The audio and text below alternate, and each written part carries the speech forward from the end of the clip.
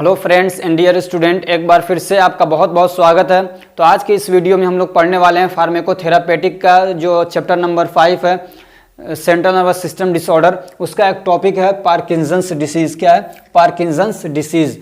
तो क्या होता है पार्किंसंस डिसीज़? आपने अपने गांव में देखा होगा, अपने घर में देखा होगा, कोई बूढ़ा आदमी है जिसकी उम्र 60 से 70 साल से ऊपर हो गई हो, तो आपने उसको देखा होगा कि वो अगर उसको कुछ देंगे तो ऐसे उसका हाथ हिलेगा। आपको कुछ देगा, मान लीजिए उसको साइन करने के लिए कहेंगे तो ऐसे हाथ उसका हिलता है। समझ में आ रहा है? तो ये सब क्या है? ये पार्किंसंस डिसीज़ है। इसमें क्या होता है? इनवॉलेंटरी मूवमेंट होता है। आदमी का हाथ में ट्रेमर होगा, यानी क्या ट्रेम्बलिंग होगा, उसमें कंपन आ जाता है। आदमी का हाथ क्या होता है? कांपने लग जाता है। और जो बॉडी के जो ये मसल्स हैं इस थोड़े रिजिड हो जाते हैं। रिजिड मतलब थोड़ा स्टिफ हो जाते हैं, थोड़ा सख्त हो जाते हैं, हार्ड हो जाते हैं। आसानी से वो मूवमेंट नहीं करवा पाता है। इसलिए आपने देखा होगा बूढ़े लोग बहुत धीरे धीरे चलते हैं। एक तो एनर्जी की कमी भी होती है और दूसरा क्या है, वो जो मतलब बॉडी के जो मसल्स हैं उसके अंदर रिजिड हो जाते हैं। वो रिजिड होने का मतलब थोड़ा स्टिफ हो जाते हैं, हार्ड हो जाते हैं। उसकी वजह से पूरी तरीके से आसानी से मूवमेंट नहीं हो पाता उसमें। समझ में आ रही बात? और क्या दिक्कत आती है इसमें क्या होता है, जो बॉडी के मसल्स हैं ना, जो मूवमेंट है वो स्लो डाउन हो जाता है। और इसमें असल ये दिक्कत आती क्यों है? तो ये जब आदमी ये क्या एक तरीके से सेंट्रल नर्वस सिस्टम डिसऑर्डर है, तो इसमें क्या होता है, जो डोपामीन, आपने देखा होगा न्यूरो ट्रांसमीटर होते हैं बहुत सारे, जैसे कि डोपामीन, एसिटाइल कोलिन या सेरोटोनिन। तो जो असल में डोपामीन है ना, उसका जो प्रोडक्शन है वो थोड़ा कम हो जाता है। जब उसका प्रोडक्शन कम होता है एसिटाइल कोलिन का तो उसका एसिटाइल कोलिन का लेवल उसके मुकाबले में ज़्यादा हो जाता है। यानी डोपामीन और एसिटाइल कोलिन का जो रेशियो है वो एबनॉर्मल हो जाता है। वो क्या हो जाता है? एबनॉर्मल हो जाता है। तब ये दिक्कत क्या होती है? आदमी को होती है। उसको हम लोग क्या बोलते हैं? Parkinson's disease. चलिए अब डिटेल से हम लोग देखते हैं। तो क्या इसका डेफिनेशन क्या है? इट इज़ ए क्रोनिक, क्या है ये? Chronic progressive neuro degeneration disorder. इतना आप याद रख लेते हैं, समझ लिए काफ़ी है। ये क्या है? क्रोनिक है, यानी ये धीरे धीरे एकदम से नहीं होती है बीमारी किसी को, बल्कि धीरे धीरे डेवलप होती रहती है। और प्रोग्रेसिव यानी धीरे धीरे, और ये बढ़ती रहती है। ये नहीं कि मान लीजिए हो गई तो वहीं रुक जाएगी। और प्रोग्रेसिव है, ये बढ़ती रहती है।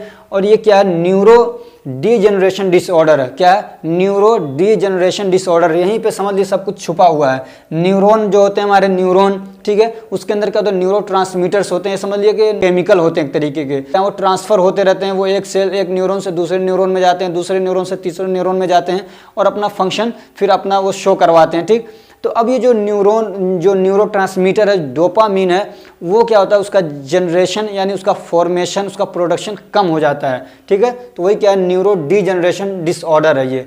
इन विच, और जब ये दिक्कत होती है तो फिर क्या होता है? In which slow down voluntary movement of the body parts. तो बॉडी पार्ट्स जो हमारे बॉडी के अलग अलग पार्ट्स, जैसे हाथ हो गया, पैर हो गया, गर्दन हो गया, तो ये जो बॉडी के हमारे पार्ट्स हैं, तो इनका जो वॉलंटरी मूवमेंट है वो स्लो हो जाता है। मैं एकदम से ऐसे जल्दी जल्दी कर ले रहा हूँ ना, लेकिन अगर ये दिक्कत हो जाती है किसी को तो एकदम से वो जल्दी जल्दी नहीं कर पाएगा। मान लीजिए इधर देना है तो ऐसे तुरंत नहीं दे पाएगा, ऐसे धीरे धीरे वो ले जाएगा। लिखना है उसको जल्दी नहीं लिख पाएगा, धीरे धीरे, चूंकि मूवमेंट क्या स्लो डाउन हो जाता है। उसको हम लोग बोलते हैं ब्रेडिकाइनेसिया। क्या बोलते हैं?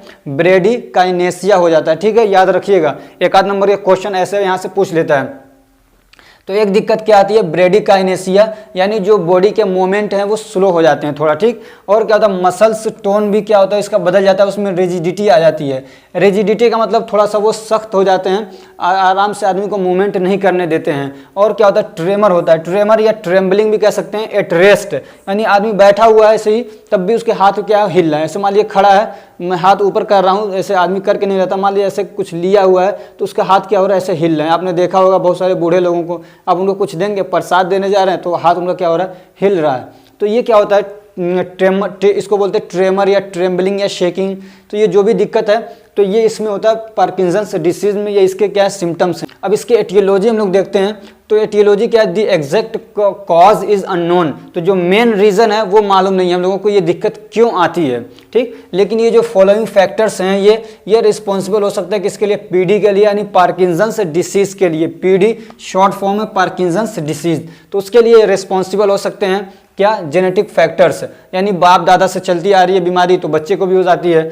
जब वो भी अपने मतलब एज में पहुंचता है। ऐसे ही एडवांसिंग एज, यानी आदमी की जब एज बढ़ती रहती है तो ज़्यादा जब वो 60-70 साल का हो जाता है तब ये दिक्कत उसको आने लग जाती है, ठीक। और इसका क्या रीज़न हो सकता है? हेड इंजरी, यानी सर में चोट लग गया तो जो न्यूरोट्रांसमीटर है, जो न्यूरोकेमिकल्स, उनका जो जनरेशन है वो कम हो गया, तो उसकी वजह से भी दिक्कत आ सकती है। ऐसी कुछ दवाएं भी क्या करती हैं, मतलब ये बीमारी कॉज कर सकती हैं, जैसे कि न्यूरोलेप्टिक्स हो गया, जो एंटीसाइकोटिक दवा होती है। ऐसी एंटी एमेटिक्स जो उल्टी को ठीक करने के लिए दवा देते हैं, तो ये दवाएं भी क्या कर सकती हैं, दिक्कत कर सकती हैं। ऐसे ही जो टॉक्सिन वगैरह हैं उसकी वजह से भी हो सकता है, एक्सपोजर टू टॉक्सिन। जैसे कि मान लीजिए कोई आदमी मेटल वाली कंपनी में काम कर रहा है और मेटलिक जो गैसेज हैं तो उसकी वजह से उसको टॉक्सिसिटी हो रहा है, तो ये भी दिक्कत कर सकते हैं। ऐसे इंडस्ट्री के अंदर गंदी हवा निकल रही है, वहाँ से पॉल्यूटेड हवा निकल रही है, तो उसकी वजह से दिक्कत हो सकती है। किसी ने जहर खा लिया हो तो उसकी वजह से भी ये दिक्कत आ सकती है। ऐसे क्या है, लो प्रोडक्शन ऑफ डोपामीन, जो डोपामीन है उसका जो प्रोडक्शन है वो लो हो जा रहा है, तो उसकी वजह से ये दिक्कत आती है। अब इसके पैथोजेनेसिस क्या है, तो पैथोजेनेसिस बहुत आसान है, ईजी है। क्या है? Degeneration of dopamine production.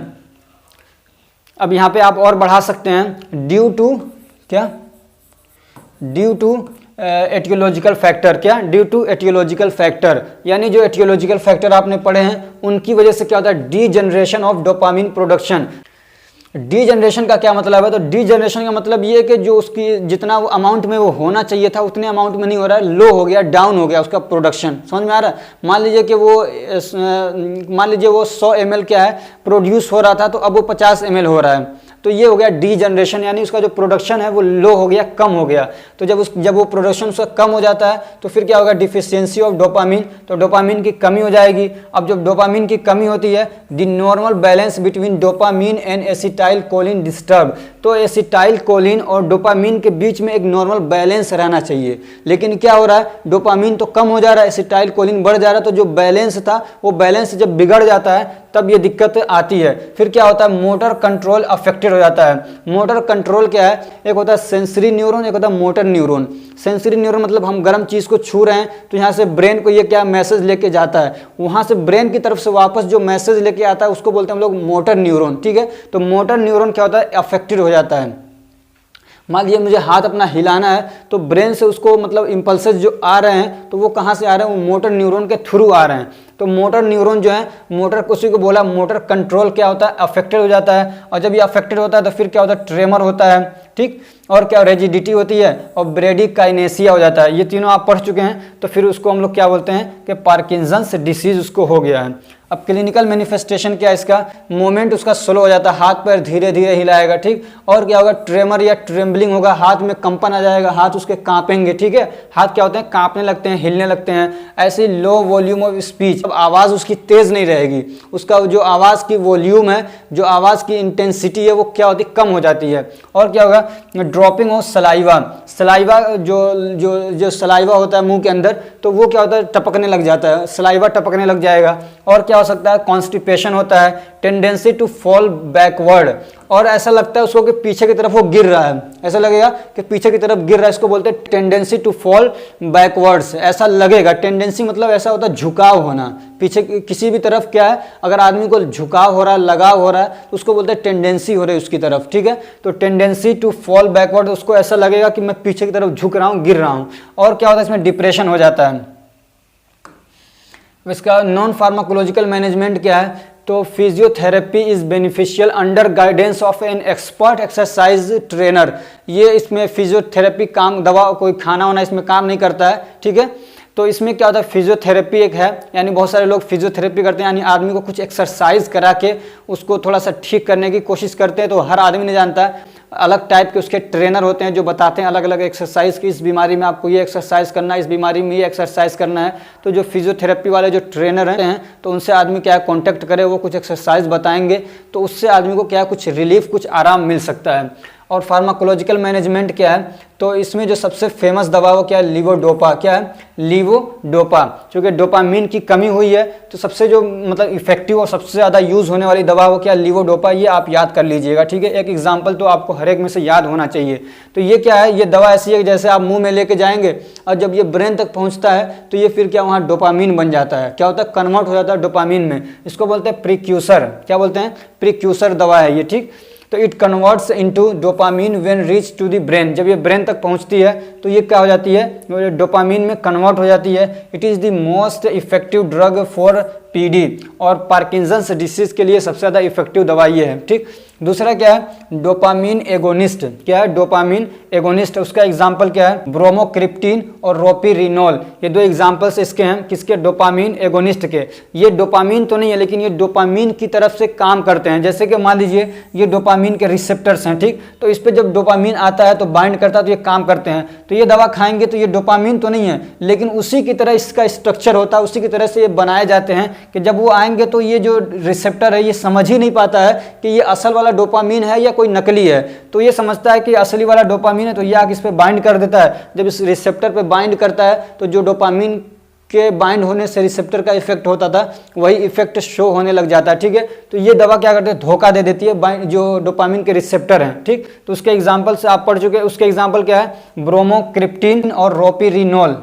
They work like dopamine on dopaminergic receptor. तो डोपामीन के जो रिसेप्टर्स हैं उस पर डोपामीन की तरह से काम करते हैं, हालांकि रियल में डोपामीन नहीं होते हैं। और कौन सी दवा होती है इसमें यूज कर सकते हैं, तो वो है मोनोअमीन ऑक्सीडेज इनहिबिटर। क्या है, मोनोअमीन ऑक्सीडेज इनहिबिटर।